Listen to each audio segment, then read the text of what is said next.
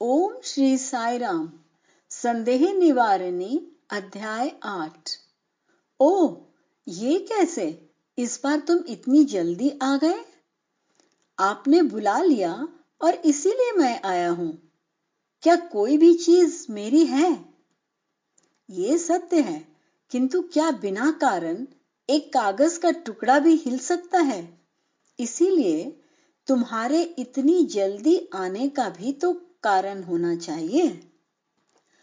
और कुछ नहीं स्वामी, ये सुनकर कि आप 16 तारीख को केरल राज्य के राज्यपाल श्री रामकृष्ण राव के निमंत्रण पर त्रिवेंद्रम जा रहे हैं, मैंने सोचा यदि मैं केवल उस दिन आया तो आपसे बात करने का मौका न मिलेगा, अतः मैं अब आ गया। क्षमा कीजिए। ये अच्छा किया, किंतु तुम ये क्यों कहते हो कि मैं तुम्हें क्षमा कर दूं? सच्ची बात यह है कि किसी को क्षमा नहीं मांगनी चाहिए, तब भी नहीं जब कोई गलती हो जाए। जब तुमने सही काम किया है तब तो क्षमा मांगने का और भी कोई तात्पर्य नहीं।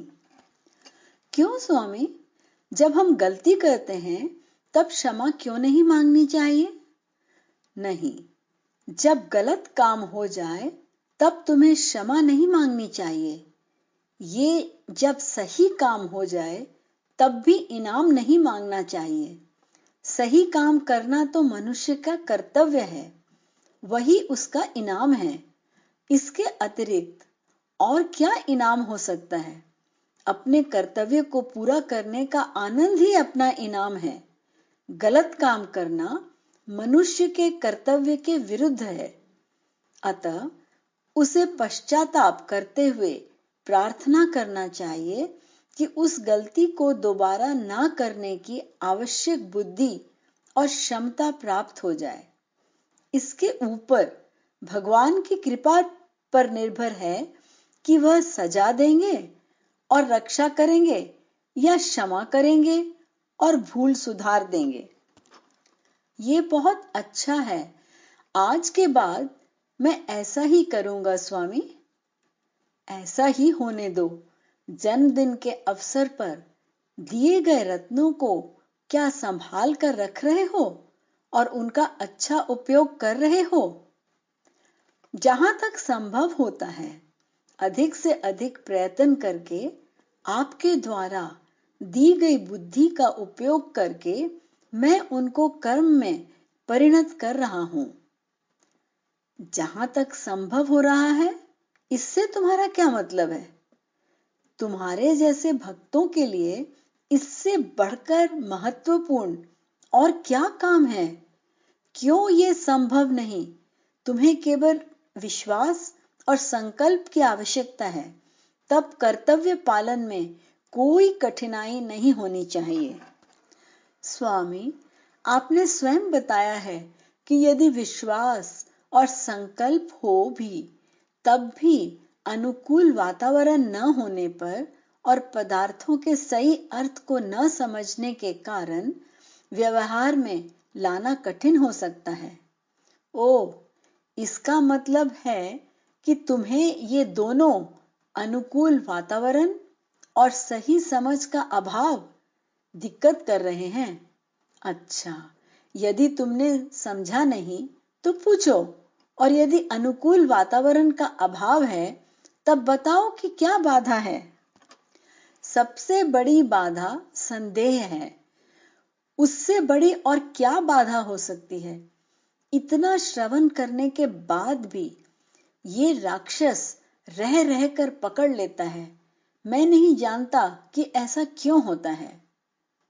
इसका प्रथम कारण तुम्हारा अपने आप में इस दृढ़ विश्वास कि तुम सचमुच में आत्म स्वरूप हो का ना होना है। दूसरा कारण मानव में ईश्वरीय शक्ति को केवल मानवीय समझकर इंद्रिय सुखों के पीछे खो जाना है। इन्हीं दो कारणों से ये राक्षस तुम पर हावी हो जाते हैं। इसके बदले यदि तुम अपने को भगवान में मानव में ईश्वरी तत्व को ईश्वरी समझते हुए स्थापित कर लो, तब ये संदेह रूपी राक्षस तुम पर हमला नहीं करेगा। तुम्हें इस अभ्यास को छोड़ देना चाहिए जिससे तुम पदार्थों को एक दूसरे में मिला देते हो। कभी कभी अपना समझने लायक शब्दों का उपयोग करते हैं। स्वामी, इससे मैं और ज्यादा घबरा जाता हूं। मैं तुमसे ना समझने लायक शब्द कभी नहीं कहूंगा।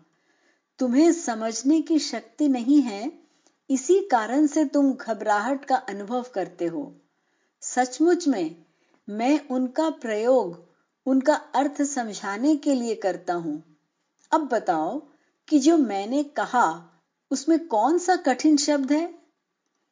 आपने अभ्यास शब्द का उपयोग किया, इसका क्या अर्थ है स्वामी? आपने अध्यास शब्द का उपयोग किया, इसका क्या अर्थ है स्वामी? क्या तुम उसका अर्थ नहीं जानते? एक रूप देखकर उसे दूसरे रूप का समझना, एक चीज को दूसरे के ऊपर रखना। ये कैसे हैं? कौन से पदार्थ पर हम अन्य पदार्थ रखते हैं? कृपया समझाइए स्वामी। अच्छा, रस्सी देखकर उसे सर्प होने की कल्पना करना, धूप में गर्म हवा के झोंकों को देखकर उन्हें घोड़े समझना, धूप में आईना को चमकते देखकर उसे दीपक समझना। किंतु वह क्या है जो मैं देखता हूं और उसे मैं क्या समझता हूं? तुम प्रकृति के रूप में परमात्मा को देखते हो और उसे केवल प्रपंच, यह संसार समझते हो और तुम डरते हो। इसी भ्रम के कारण तुम इन नाना प्रकार की कमजोरियों के शिकार हो गए हो और संदेह तथा माया के कारण तुम्हारी अवनति हो रही है। यदि तुम इसे सही तरीके से देखो, तब भ्रम दूर हो जाएगा, डर भी भाग जाएगा। यह विश्वास कि यह परमात्मा है तुम में मजबूती से और निडर तरीके से जम जाएगा। उस स्थिरता को प्राप्त करने के लिए विवेक का चिराग आवश्यक है। मनुष्य को कितना दुख मिलता है जब तक वह रस्सी को सर्प समझकर देखता है। कितना डर मालूम होता है, वह भ्रम है। क्या ये समझा जा सकता है कि कैसे वो सब दूर हो गया जैसे ही उसे प्रकाश में देखा गया? उसी प्रकार से ये संदेह और भ्रम भी अनायास दूर हो जाएंगे जैसे ही तुम समझ लोगे कि प्रकृति परमात्मा है।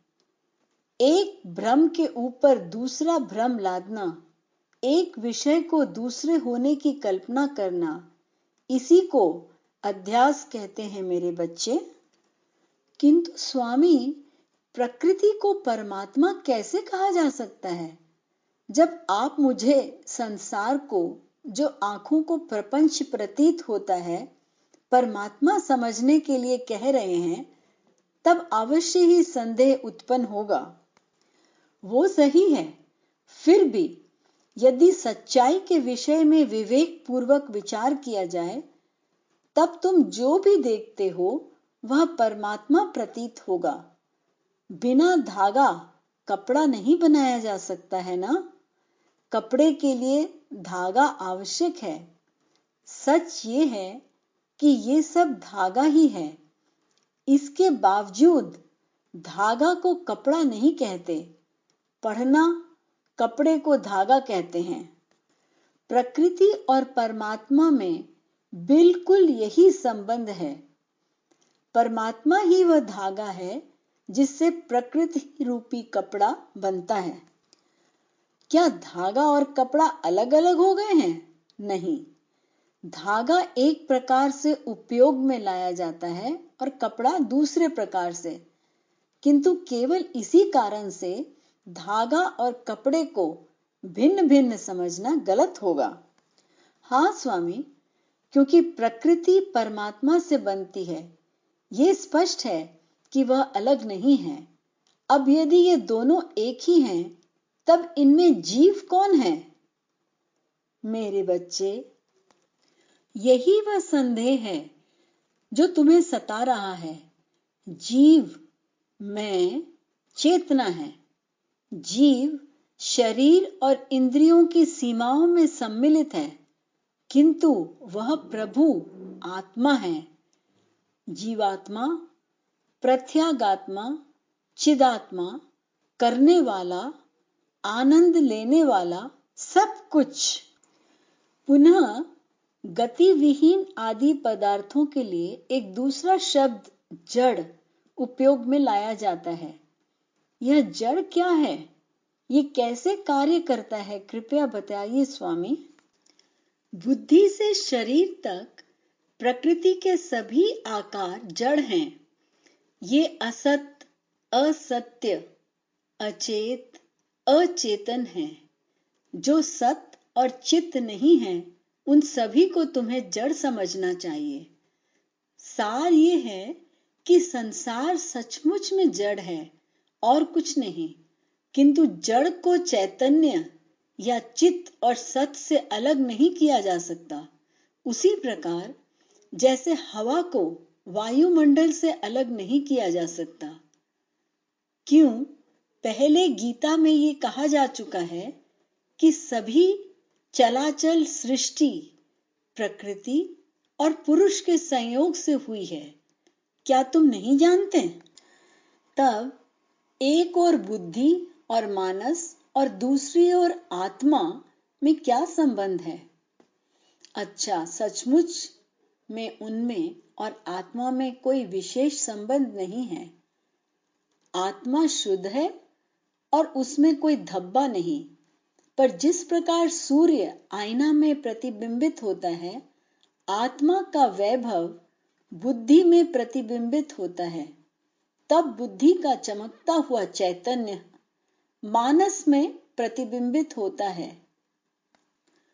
मानस की चमक इंद्रियों पर आती है। इंद्रियों का प्रकाश शरीर पर गिरता है। अब इन सभी में संबंध क्या है? सभी का संबंध आत्मा का वैभव है ना? अन्य सभी पदार्थों की क्रिया का कारण बुद्धि है, जो उस वैभव को प्रतिबिंबित कर सकती है ना? अतः ध्यान से देखो कि बुद्धि कैसे संबंधित है इस और आत्मा से और उस और मानस और इंद्रियों से। तब जीव जो मैं कहता है और इंद्रियों और शरीर में क्या संबंध है? कोई भी संबंध नहीं। मैं शरीर तथा मानस आदि से अलग है। मैं केवल जीव के ऊपर प्रभाव डालता है, अर्थात स्वयं शरीर चेतना, इंद्रिय चेतना और मानस आदि का आंतरिक व्यवहार। जीव किसी ऐसे पदार्थ जिससे इसका कोई संबंध नहीं द्वारा प्रभावित होकर कहता है कि मैं सुंदर हूं। इंद्रियों के विषय में वही भूल करते हुए वह कहता है कि मैं मूक हूं। वह कहता है कि इसकी ये इच्छा है, उसकी वो इच्छा है, और इस प्रकार मानस आदि की क्रियाओं का प्रभाव अपने ऊपर डालता है। ये सब केवल एक वस्तु को दूसरे पर लादना है, एक से दूसरे को प्रभावित करना है। बुनियादी सत्य केवल एक है, परमात्मा, परम ज्योति। सनातन सत्य केवल एक है। इसको अच्छी तरह से समझ लो। आह, कैसी वैभवपूर्ण शिक्षा है स्वामी। यदि आत्मा के सिद्धांत संबंधी ये शिक्षा, जिसे बच्चे भी समझ सकते हैं, सारे विश्व में फैल जाए, तब संसार अंधकार से निकलकर प्रकाश में आ जाएगा। यही कारण है कि मैं तुमसे हर विषय पर बात करता हूं और सभी को इसमें भाग लेने का अवसर देता हूं। सूर्य का प्रकाश आईने पर गिरता है। आईने का प्रकाश बंगलों भवन पर गिरता है और बंगलों का प्रकाश आंखों पर गिरता है, उसी प्रकार से यह संदेह निवारिणी इस उद्देश्य को निश्चित किया गया है कि मेरी शिक्षा भक्तों के आईने पर गिरे और वहां से सनातन सारथी के बंगले पर, ताकि वहां से इसकी ज्योति संसार को शांति और समता रूपी प्रकाश दे सके।